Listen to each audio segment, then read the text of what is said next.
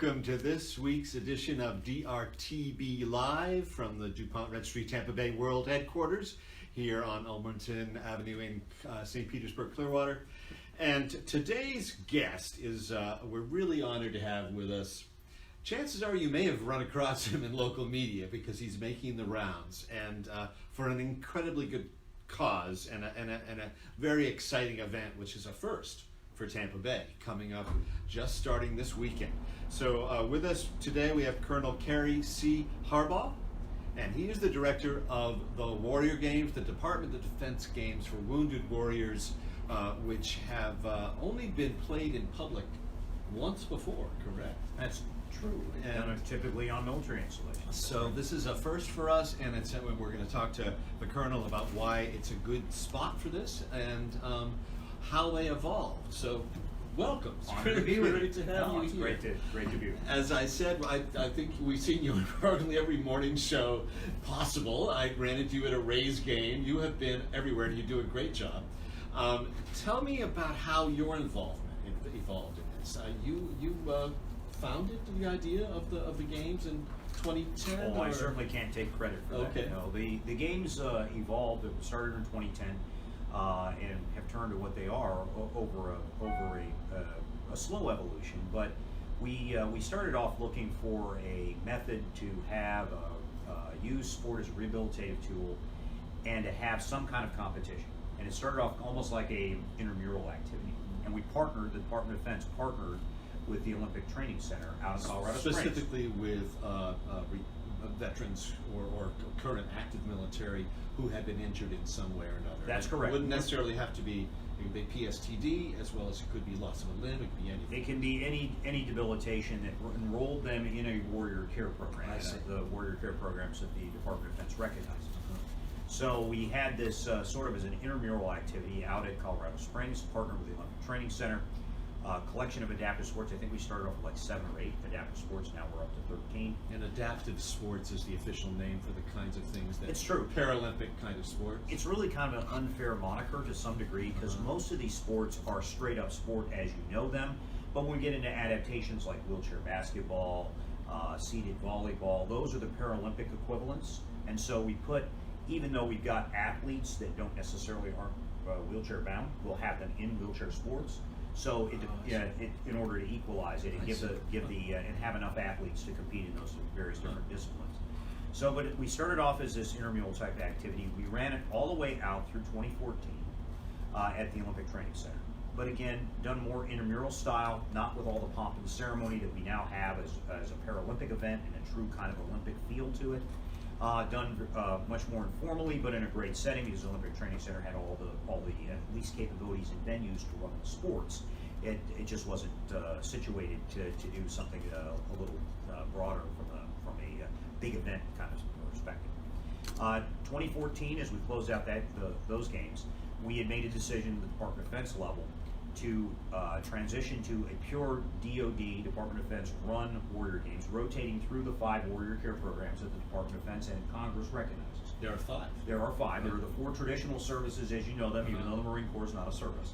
They fall under the Department of Navy, but the four Army, Navy, Air Force, and Marines, and the Special Operations Committee. It's one of our service-like functions under U.S. Special Operations Command that we have a Warrior Care program. And for anybody who's watching or listening, we have the largest Warrior Care program of numbers on active duty. Special Operations has borne a significant burden of this last 18 years of war, and we have a model program that really pursues retaining the special operator in service because the skills and experience they have are distinct from what we have in conventional forces, and it's hard to recruit them.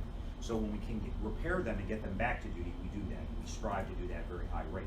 Can you give an example of what the distinction would be between the special abilities somebody in special operations would have and another?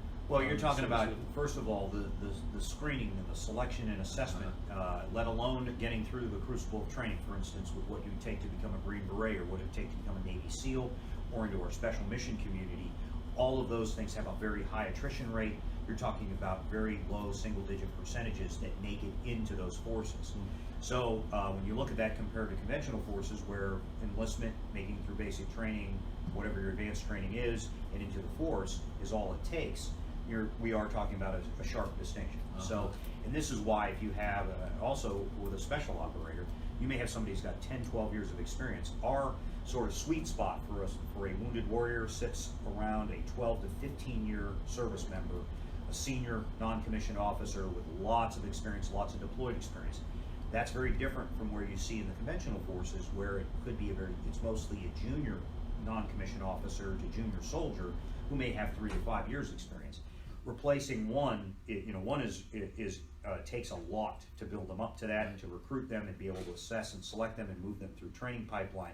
So we're looking at a decade build. The other we can get in a matter of a couple of years at most. And so this is why our program is focused on retention, and it's been that way all along. Meaning SOCOM. That is Special Operations At Program. MacDill. So Where consequently, you are based. where I am Right, based right. and where I've been the director of the program there for the last 5.5 years. That program currently cares for 15,000 wounded, ill, and injured. Wow. So it's a significant program with about 6,000 of them still on serving on active duty. So it's a lot of folks to take care of. And from that pool, that's where we draw athletes to participate in things like Warrior Games. All of our wounded warriors, from not just our program, but also the 4 others, have adaptive sports and as a rehabilitative tool. We all use that. We try to get the guys guys and gals, after their injuries, to get out and doing sports quickly, because it's a way to start to build that rehabilitation, find how to reuse your body, find inspiration and the thrill of life again, because that's also could get a very dark place after you've been hurt. Yes. To get them back into life and being vital, off the couch, into rehabilitation. It's natural for our folks, because most of our people that come into military service were sportsmen, athletes before they came to the military. So it's natural to use sport as that one of those instruments. I was struck by that in reading the story that we did in our most recent issue about the games. Army Staff Sergeant Laura Montoya, who was at SOCOM, she talked about what a dark place it can get, and this reminds her of what it was like before the injury, and allows her to compete in a way that doesn't allow you to forget the injury, but it's a way of living your life again, I guess. And showcase your resiliency, show others what you can still do.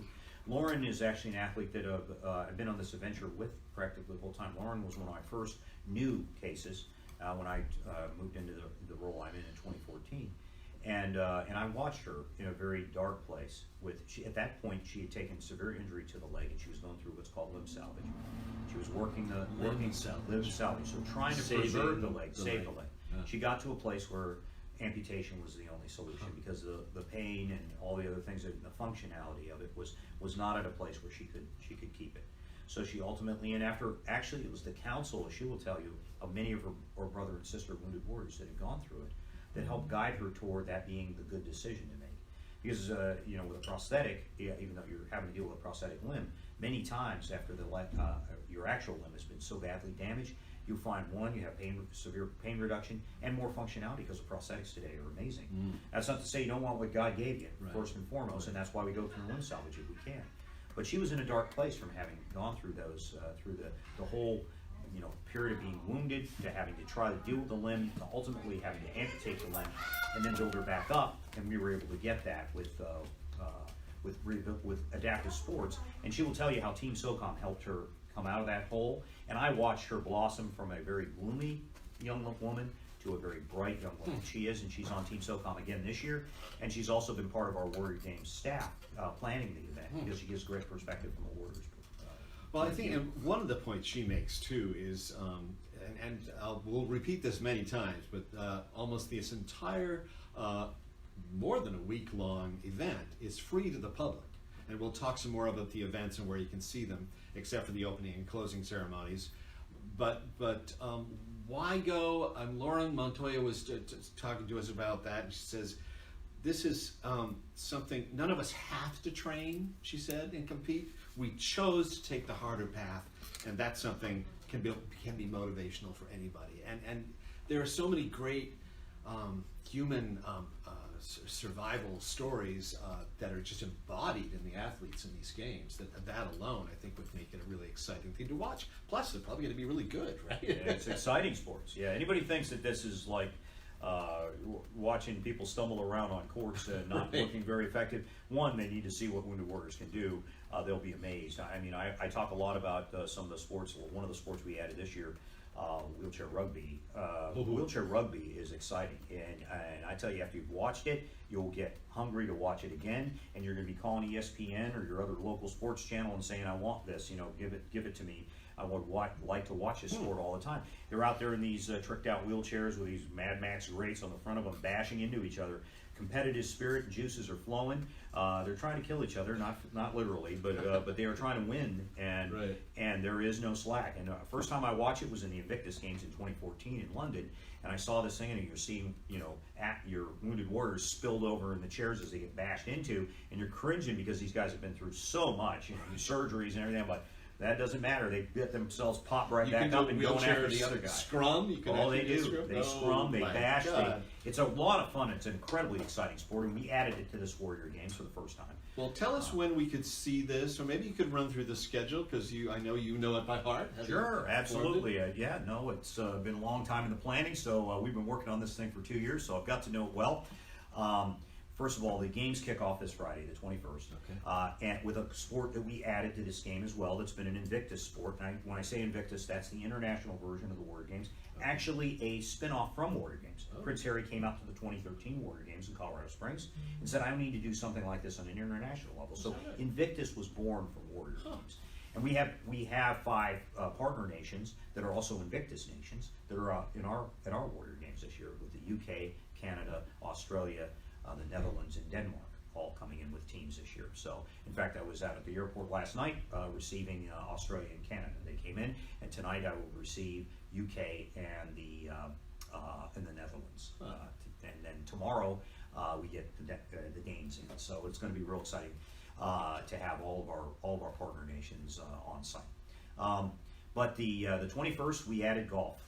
One, because the golf community has been very supportive of the Wounded Warrior community. It's a great lifelong sport. So we were looking for sports that would connect our warriors. We were always trying to fight the veteran suicide, active duty suicide for that matter too, in our Wounded Warrior population, but across our populations anyway. And we're looking for sports that have that emotional connection. And golf is one of those things. It's a social sport. And it's a sport you can play your whole life long. You're probably not doing wheelchair rugby in your 60s.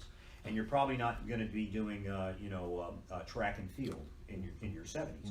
But you can play golf your whole life long. And no matter your disability, there's adaptations that can be made so that you can play the game and enjoy the game.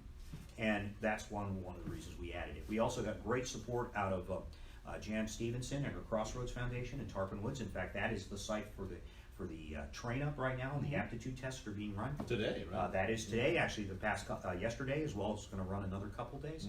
And Jan's lent her Hall of Fame stature. She's recently inducted into the Hall of Fame, and she's become a great friend, personal, as well as to our program, and put a lot of effort into supporting our Wounded Warriors. So she's out there, and her staff are out there providing additional instruction and support for the Wounded Warriors as they prepare for their match. And then John Russell, the owner of the Eagles Golf Club out in Odessa, is the host location. And John donated his course to us, gave it as a gift to the Department of Defense for the use of for the tournament. And we got ProLink Sports that does the Valspar along with 7 other PGA Tour events every year. And Tracy West and her team are giving us a PGA Tour treatment to our golf competition. So it's going to be phenomenal out there at the Eagles, again, free to the public. That starts on the 21st, and it moves over to the 22nd for the medaling side. So there'll be 21st with the first round, second round on the 22nd. It's the only sport on the 21st. On the 22nd, we have golf again, like I said, the medaling side of it, along with track out at the University of South Florida, and the preliminaries for wheelchair tennis, which is another sport we added this year. So track, with about 40% of our athletes do a track event, so that's a big block of folks. University of South Florida, starting in the morning, and trying to get that done by about lunchtime if we can, because we're trying to beat the heat at Tampa. And as well, the tennis thing, along with golf all running. And then we close out the sports for the day about midday, and then we'll get reset for the opening ceremonies in Amalie Arena. That is one of the few events, as you were alluding to, that has a fee, and that's simply because of crowd control and also because of the entertainment component. And it's not much. And it's not much. A very affordable ticket. There's a 4-pack out there, and I think you can family of 4 can get in there for like $70. That's great. So it's a great Ticketmaster. Hosted by Jon Stewart, who does this gratis. That's that correct. Jon Yeah. Stewart does this every year. Of course, his 4th year for Warrior Games as our MC. I mean, if any of you saw his testimony in favor of supporting the first responders at 9/11 recently at Congress, you know what a heartfelt sort of dedication he has to the cause of veterans and first responders, and this is an example of that. Is absolutely true, and he has been very dedicated. He's also come out to our conferences here at USOCOM as we are dealing with wounded and injured. In particular, his interests are surrounded the cancer problem, and we have cancer within our force that we're trying to address as well, and as well first responder piece of it. And I've been involved with John for a few years through the cancer moonshot that was White House led and on, and he's a great advocate for it, and he's dedicated his time every year for Warrior Games. Come out, makes it fun because he's obviously incredibly entertaining, a great comedian, and he's got a special video. So anybody that comes out to opening ceremony is going to see this video. We made him look like a special operator or play like a special operator, and at the end of it, you'll believe he is one of a very unique type. Okay. At any rate, Special comedy operator. A special comedy operator for our opening ceremonies, and then we've got part of this is, of course, all the ceremony that you'd expect of an Olympic opening. There's the March of the Teams. There's a torch and a lighting of a cauldron. There is a lot of showcasing of the athletes. And then we also move into an entertainment component. We have a country music artist, Hunter Hayes, out there for the opening ceremonies. So lots of seats still out there and available. We're hoping that the Tampa community and anybody that's coming to Tampa and travel just gets out there and gets a ticket, ticketmaster.com, and you can go to DoD Warrior Games opening ceremonies and get it, as well closing ceremonies, which will be later in the week, which will have a similar format with John again as the MC and Sarah Evans as our entertainer at the close of that. So that's the 22nd. The 23rd in the morning, on the iconic drive of the Tampa area, Bayshore, there will be a cycling time trial, and you will see wounded warriors from everything into full uprights, depending on their disability, to recumbents, to kneelers, competing and going as fast as they can through an 8K route Along Bayshore. on Bayshore, straight up and straight back, as fast as they can go, a time trial race. A lot of showcasing. We'll have the SOCOM Paracommandos jumping as an opening. So it'll be, and we plan to we'll have a lot of media out there, but we're also hoping to have a lot of the Tampa community lining the street and cheering for the wounded warriors. That, and as well that day, on that Sunday, we go back out to USF for field, and that's where we do shot put and discus, which are the 2 field disciplines we do, along with closeout wheelchair tennis. That's our Sunday. Monday, we move into the Tampa Convention Center, and we are in there for 5 full days, Monday through Friday. We're in there where we're doing wheelchair rugby, as we already talked about, wheelchair basketball, seated volleyball, which is an incredibly competitive game across our teams, along with archery, both compound bow and recurve, and shooting with Olympic match, air rifle and air pistol. So those competitions, also indoor rowing and powerlifting, all inside the Tampa Convention Center. Again, free to the public. All our sports are free to the public. Just come on out, come in the convention center and enjoy the sports. And we hope to see lots of fans in the stands. That's our mantra for this year. Because the first time you ever did it in public was in Chicago, is that correct? That's correct. And that was a couple of years ago, 2017? 2017 games. And I gather it wasn't as great a crowd as you might have expected for Chicago. I would give the Navy credit. They were doing all they could. Yeah. It's not a market that necessarily is, and I don't mean that as a slam on Chicagoans. I spent some of my growing up there. My father got a couple of degrees in Chicago, so I spent some growing up in the Chicago area, and it's a great city. But it's a big city, a super big city, with a lot of things going on. So it was hard to draw the public into. It's also not a city that's used to the military the same way that Tampa community is, who has just amazing, a lot of veterans, a lot of active duty, the connection to the base. They're kind of a natural fit for us. Chicago struggled in getting beyond the big ceremonies. Obviously, when they had big concerts, they were able to draw pretty good sized crowds. But for sports, it struggled to get folks in for the sports. It did what it could. It pulled in youth groups and lots of things to try to be there. But for the most part, it had very, very small crowds compared to what we anticipate to see here in the Tampa Bay area. So But it was the first That's time a it's challenge, in an urban Tampa. area. That is a challenge, See? and there is a Chamber of Commerce challenge going on between all the little cities of Tampa area. Oh, really? To see who can get the most out there, and we are hopeful to see huge crowds out there. And like I say, fans in the stands. When I get people ask, there's a lot of volunteers. We had triple the volunteer need come forward, which is a great Wow. sign of where we will have crowds. But at the same time, people would ask, what can I do to help the games? Show up, be there. You want to really help a wounded warrior? Show them how much you care about them by being present. And then while you're there, not only enjoy the sports, get to know a wounded warrior and their family. I would encourage everybody. The families have been as touched by these wounds, illnesses, and injuries, and have had to bear these crises as much as the wounded warrior has. So get to know the families, the kids. You will be so touched. If you don't walk away with a lump in your throat, you're not breathing. Because the fact is that you will see kids reacting to their parent that's been wounded or injured, now performing at a high level in a sport competition in ways that it will do nothing but warm you. So I encourage everybody to get out there, but not just to watch, and because we want you to be there to watch, but also to get to know these amazing people.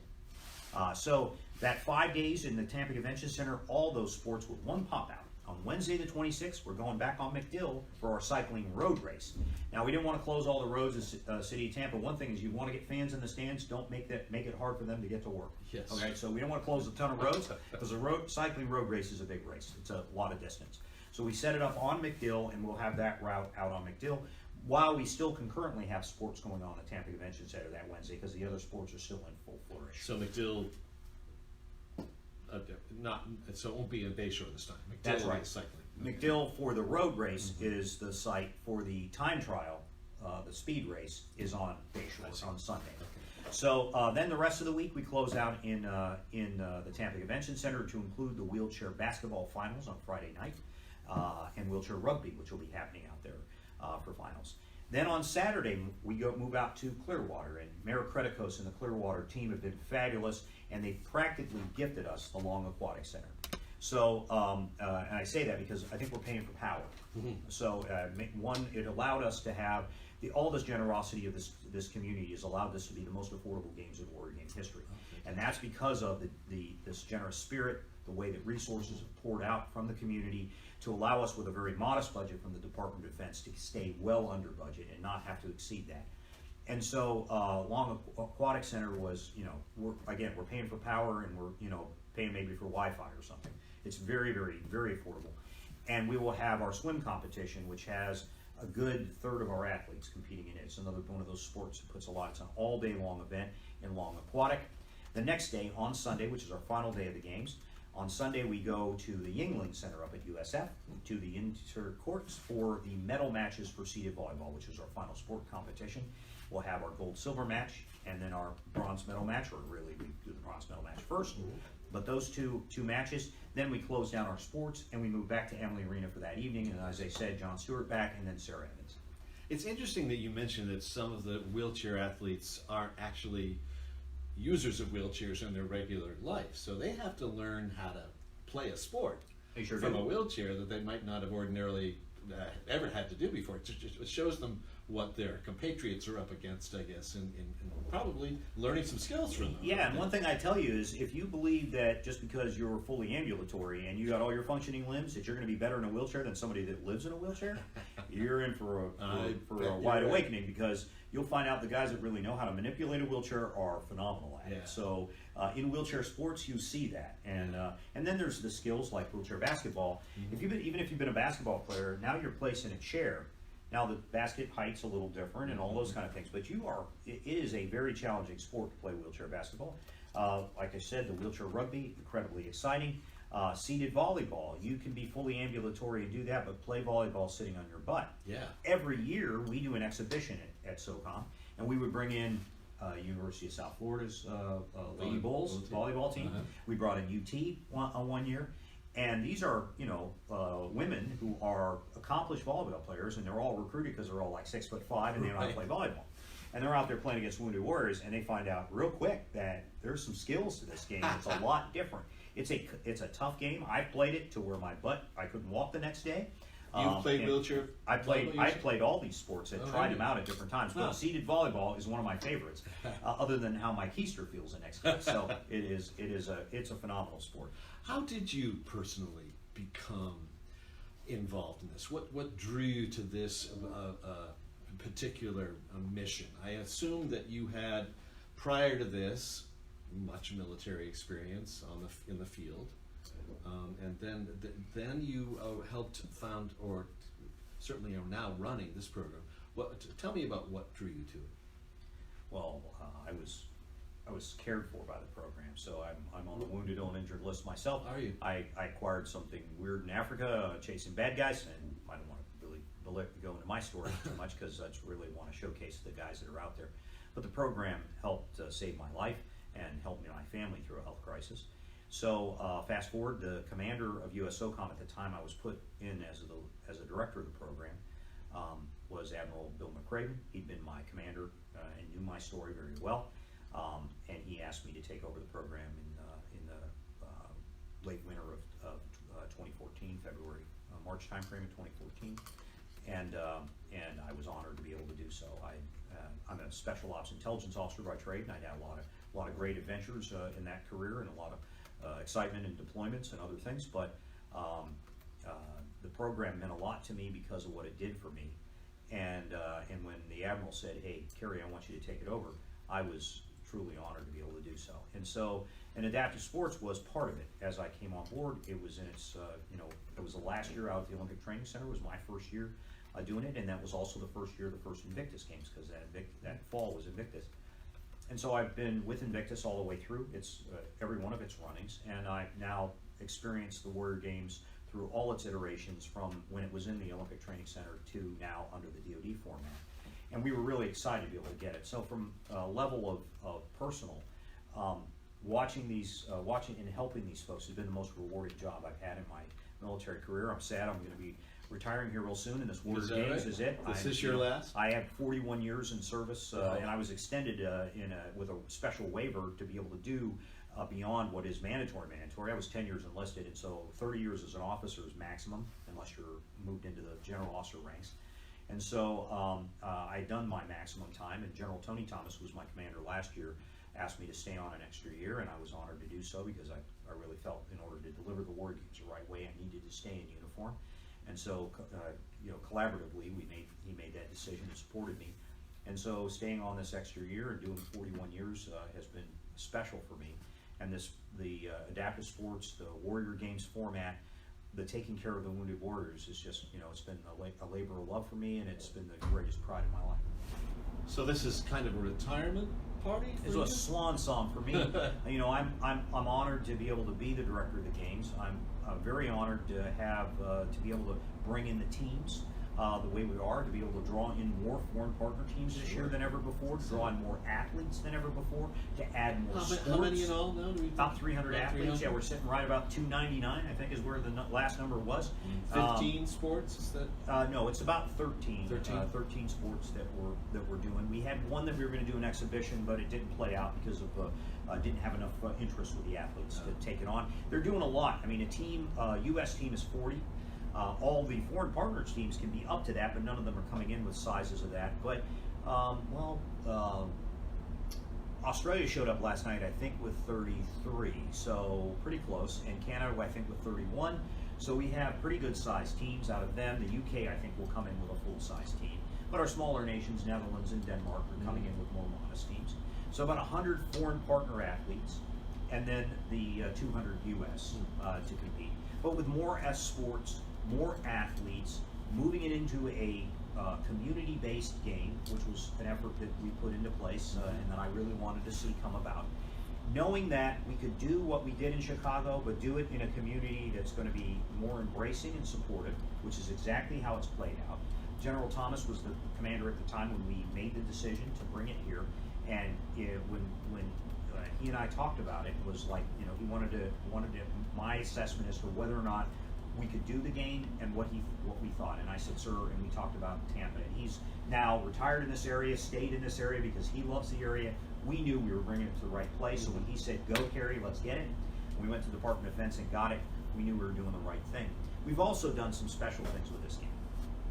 For instance, at other Warrior games, we've always had the trouble based on where the games were placed. And most military installations don't have enough building space, hotel space, to be able to hold all your teams. So you're out in the community in hotels.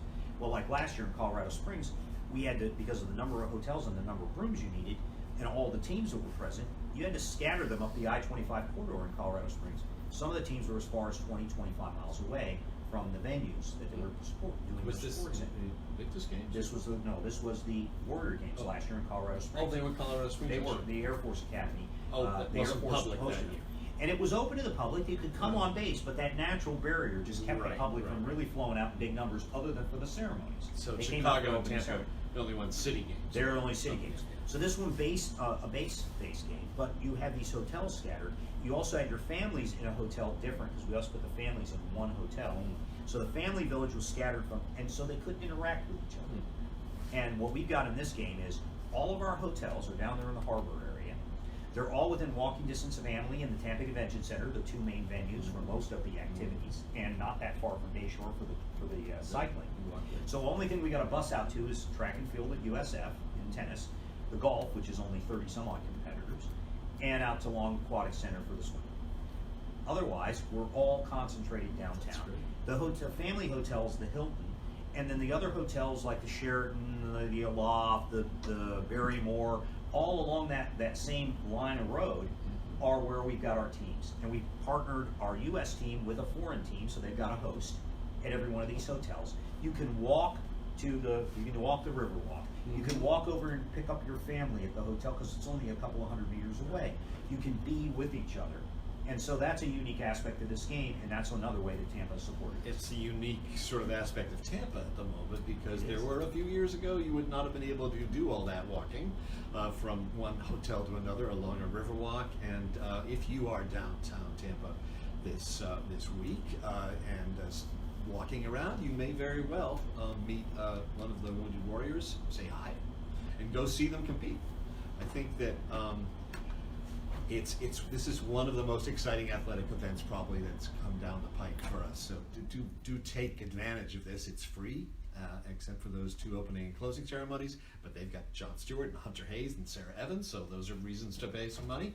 And I assume that after this is all done, what you sort of relax? Are you going to be? Do you live in the area permanently after this? I do. I have become a South Campanian. Right. I guess that's a right term. I'm trying to use Mayor Buckhorns because I always said, okay, I'm going to say this wrong way. Campanian, I think, is the latest one. So they're trying to we might have two daughters who graduated from Plant High now, and my youngest daughter is going to the magnet program at Blake. She's a writer. Good for her. And so, and I got a son. Writers. And I got a son in Afghanistan. So we've got he's on his 5th combat tour. So that's always there. But yeah, it's become my home, certainly for at least the foreseeable future. But after the games are over and I kind of move into the old soldiers, like MacArthur said, I'm going to fade away, and find that hard to believe. Actually, no, I'm happy to do so. There's time to let it. I'm 60 years old, and it's time to let the new guard take over. And I'm going to move off, and actually, as soon as I hit the retirement point, which is 15 July, I am 16 July on a plane to Ireland, which is my second favorite place in the world, and be there, which was where my parents are from, actually. So I'll be there in Ireland playing golf, which is my favorite sport. Now you know why golf was added to the Warrior Games, maybe to some degree. But I'll be playing in some of my favorite courses in the world and taking a couple of weeks just to decompress and reflect on a long career and spend some time with my family. Well, congratulations on all that. Congratulations in advance on the Department of Defense Warrior Games, which begin, as we said, on Friday with golf, continue on Saturday with the opening ceremonies and many other events, and go all the way through the following Sunday. So you've got plenty of opportunity to see this. Thank you, Colonel Harbaugh, for being here with us. Thank you so much for having me. And, you can find more about this in the magazine, DuPont Registry Tampa Bay. The Health and Happiness issue is on a coffee table or in a bookstore near you with stories about Sergeant Montoya. Past issues you could check out on DuPontRedstreetTampaBay.com and read about Jan Stevenson, who we mentioned earlier, read about Valspar, which we mentioned earlier, all of which we've covered, and that's DuPontRedstreetTampaBay.com. Thanks for being with us on dRTB Live. See you next week. Bye.